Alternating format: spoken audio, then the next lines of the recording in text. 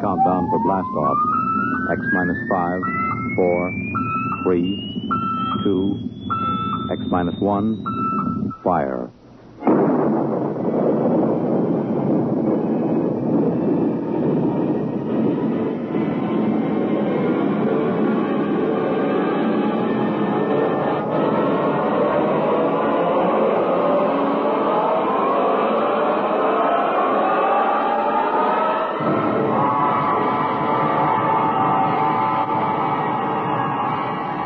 From the far horizons of the unknown come tales of new dimensions in time and space.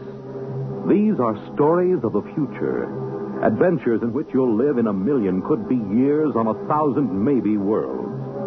The National Broadcasting Company, in cooperation with Galaxy Science Fiction Magazine, presents X minus 1.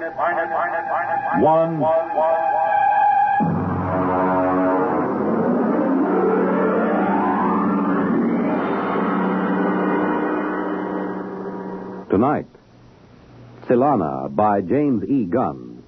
But first, hear this.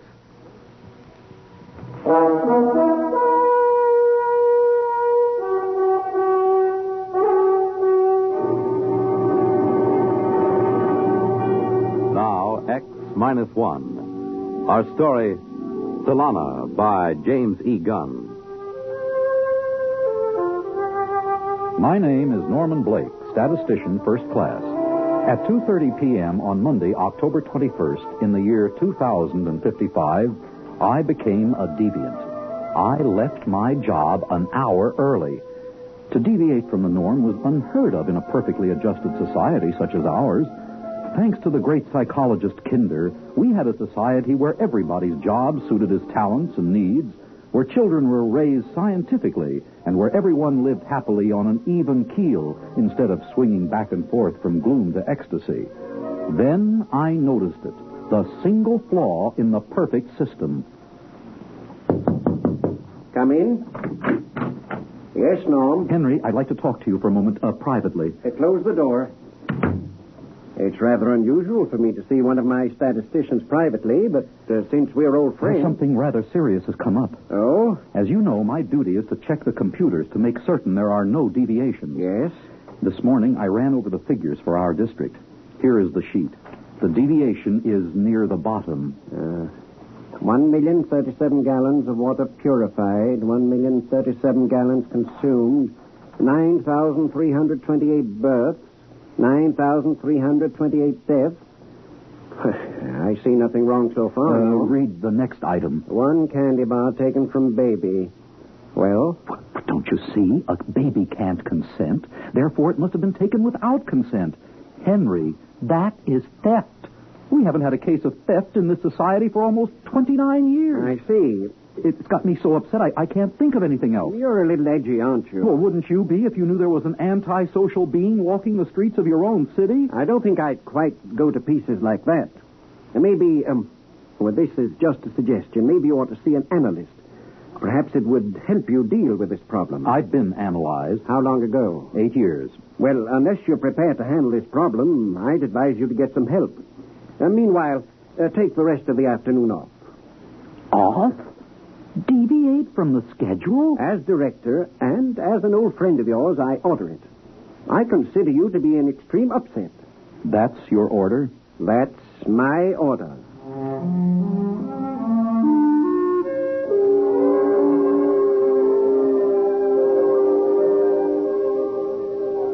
I must confess that as I went toward the elevator, a line kept running through my head. Norm has departed from the norm. I was doing something unorthodox, and what frightened me was that it amused me. Here I was, leaving work 1 hour early. I was so preoccupied that I stepped into the elevator without noticing that someone was already in it. An invasion of privacy almost unforgivable. He was a small, strange-looking man with short silver hair and thick, round glasses. Oops, I beg your pardon. I didn't really know you were... Perfectly all right, stranger. I'll just step out and... Hold it, brother. You've got troubles, I can see. Well, My advice to you is see an analyst. Don't wait another 24 hours. Thank you for the advice. That's more than advice, brother. It's a commercial. Here's my card. Andrew C. Rednick, public analyst. Oh, you're an analyst. Freelance. I didn't know there were any. I'm probably one of the few still practicing. My slogan is, don't kid with your id. If life ain't dandy, come see Andy. I may be up to see you. You will, I can tell.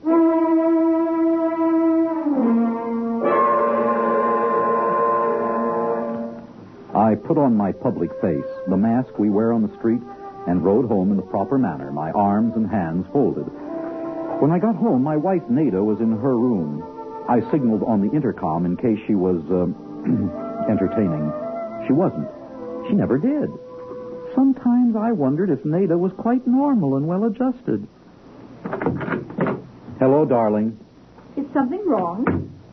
Why are you home so early? I just uncovered a crime wave. A what? A crime wave. A theft. Candy. From a baby. Well, is that serious? It threatens the entire structure of our society. We have a delicately balanced mechanism here. We're not ready for crime. We don't even know how to catch a criminal. Isn't there an old saying, it takes a thief to catch a thief?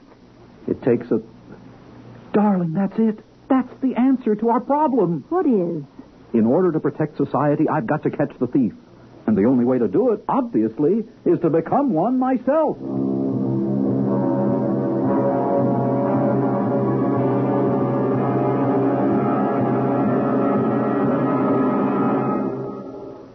You're listening to Tsylana, tonight's attraction on X-1.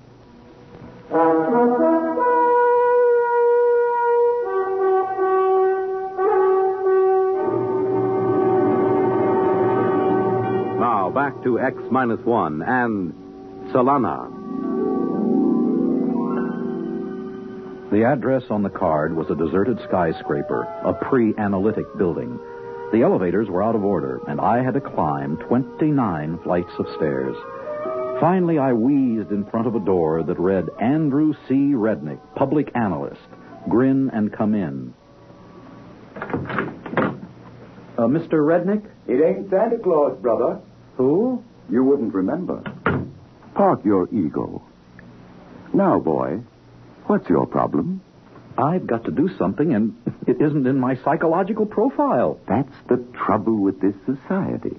Nobody's capable of handling the unexpected. Are you saying there's an advantage to being unadjusted? Don't second-guess the analyst, boy. If you mean by advantage, will you be happier? No. But if you mean power, then you've got it. In a country of normal people, the neurotic man is king.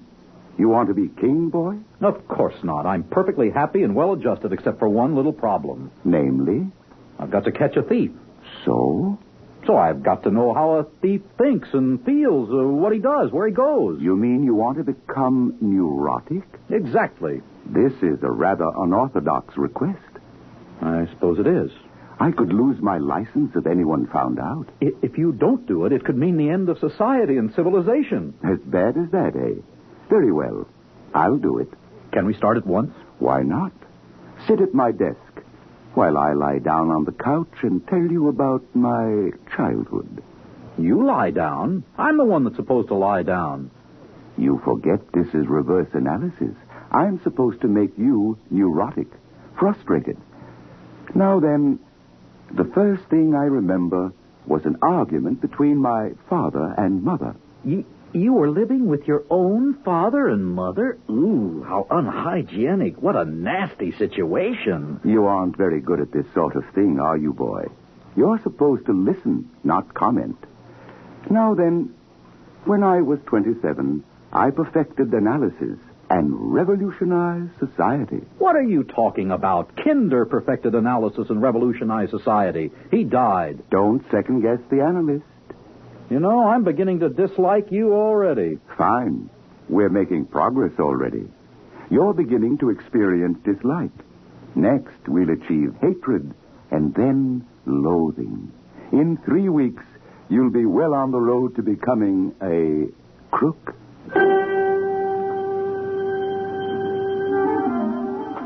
Every day for the next week, Rednick lay comfortably on his red leather couch, rambling about his childhood and his problems, while I longed to tell him about my own. I grew more and more repressed, and my disposition became worse and worse.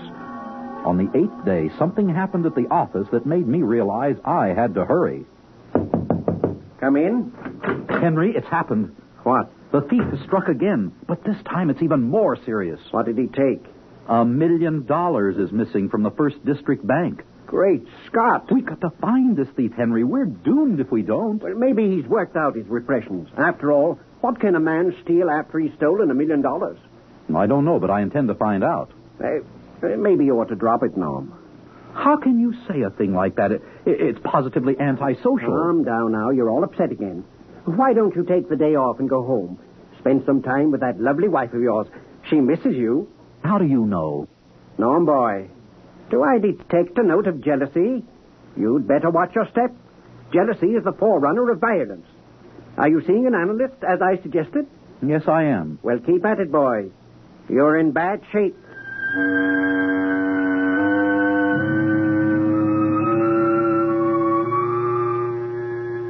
I kept at it.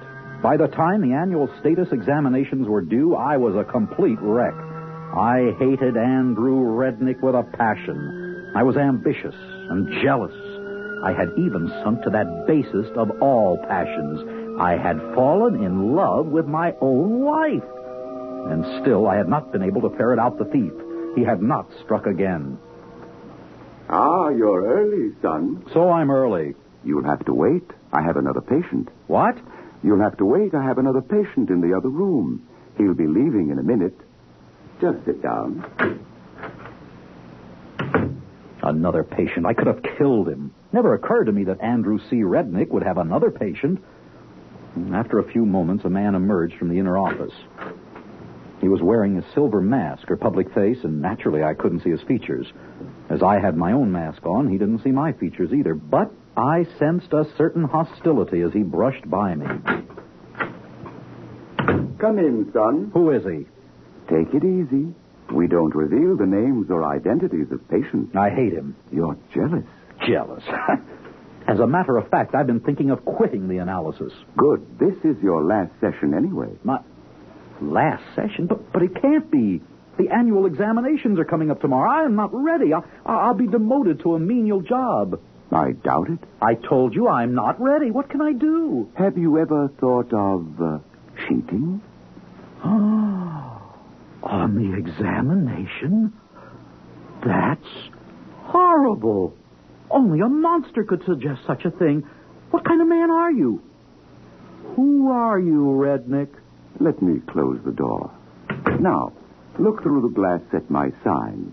You can read it backwards with the door closed. Andrew Rednick. Rednick backwards. Kinder? You? Oh, it's impossible. He's the founder of our whole society. Besides, he's dead. He died in an accident. All staged. I just decided to duck out. Why? Because, my friend, I found I had created a Frankenstein, a perfect society. It was like paradise, a Garden of Eden. The same silly people, happy, not wanting anything, not going anyplace, and not changing.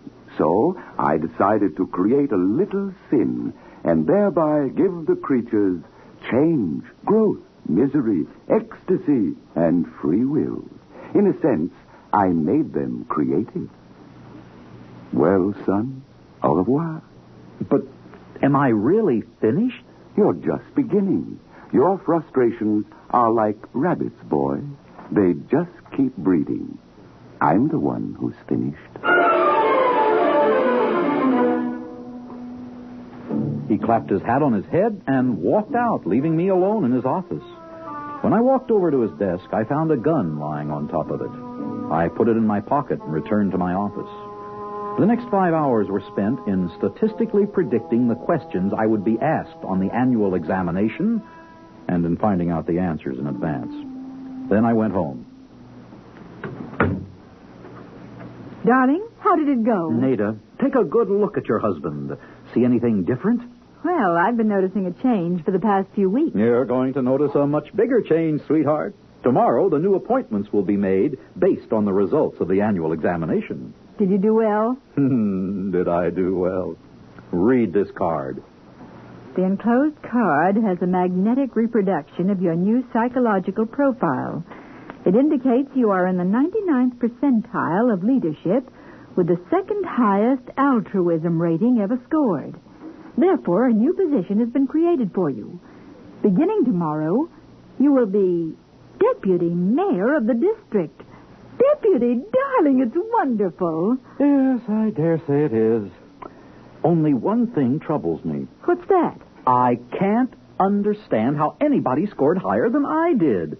I'd counted on becoming mayor. The following day, I reported to the office of the new mayor of our district, the only person who had scored higher than I on the annual examination. I was ushered in promptly. The new mayor was seated behind a huge desk. He wore his public face mask. Mr. Mayor, I'm Norman Blake, the new deputy. Yes, we've met, you know. Oh, I'm afraid I Let don't... me remove my public face. There. Henry Foreman. I'm amazed you didn't guess sooner. How? Quite simple. You and I, dear fellow, have unstable patterns. With me, the first break came the day I took that bar of candy from the baby as I was passing the nursery. My old act frightened me so that I sought an analyst. The same analyst you sought. Rednick, Kinder, it's all the same.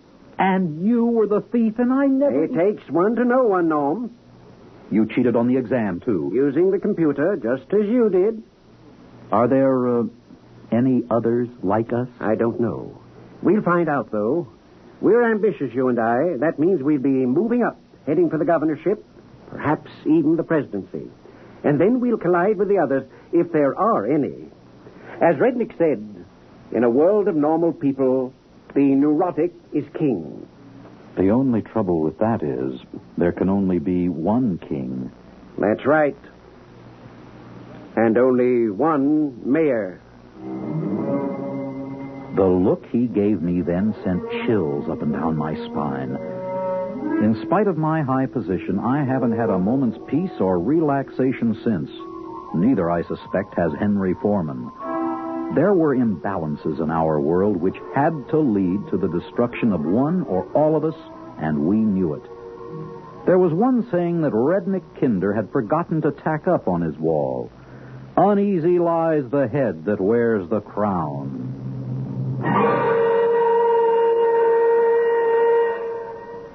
Fred Collins again, and I'll have another word for you about X-1 in a moment. The attention of the nation is focused on Los Angeles and New York, the cities where two long-awaited World Championship boxing matches will take place. The ears of the nation will be tuned to Cavalcade of Sports on NBC Radio, the only network that will bring you both these championship bouts. Friday night, Archie Moore versus Tony Anthony for the light heavyweight crown. Monday night, Sugar Ray Robinson versus Carmen Basilio for the world's middleweight title. And you'll hear them both direct from ringside only on Cavalcade of Sports on NBC Radio. Yes, Friday night, light heavyweight champ Archie Moore pits his skill and experience against the youth and stamina of Tony Anthony.